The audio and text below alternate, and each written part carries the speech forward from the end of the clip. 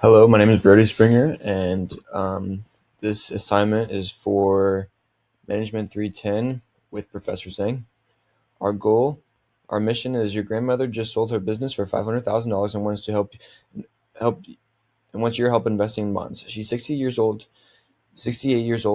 and needs a steady income. And then we're comparing the three options here.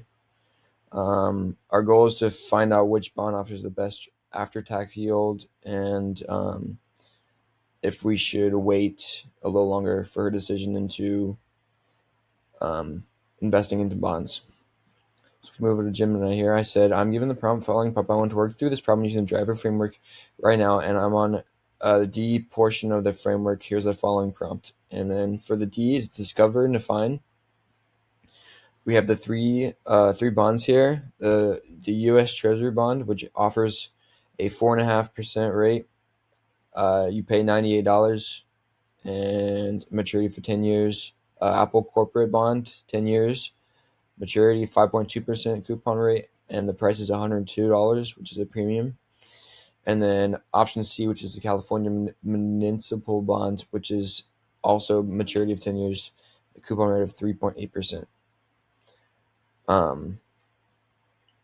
As we move on to our portion of the framework, I said I want you to focus on the different cash flows that come with these three options, also the risks that may arise with choosing each bond.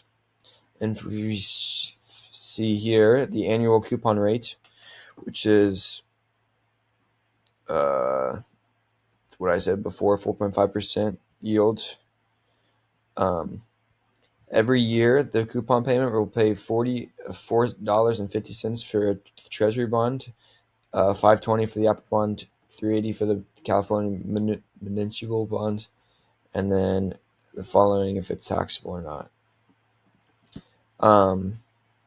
The risks that may come with it.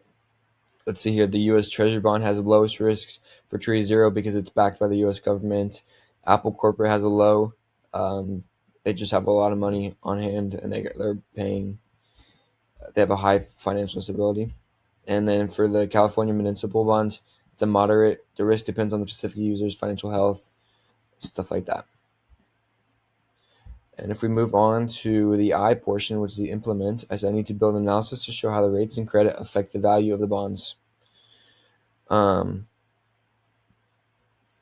So for the Treasury bond, the risk and the rating doesn't affect much because there's virtually zero risk for the bond because it's backed by the U.S. government, and the U.S. government will pay their bonds back. It's a safer principle, but lowest income, they will receive the lowest amount of money.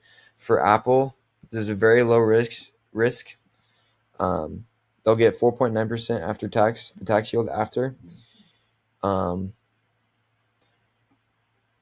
uh, they have a good balance of higher income and safety, but fully taxable, still competitive yield. And then for the California municipal bonds, it has the highest yield of 5.59%, but has a moderate risk. There's a little risk that comes with it. Let's see here. And then the after tax yields that are given, Treasury bond 4.5%, 5.10% for the Apple, and 3.8 for the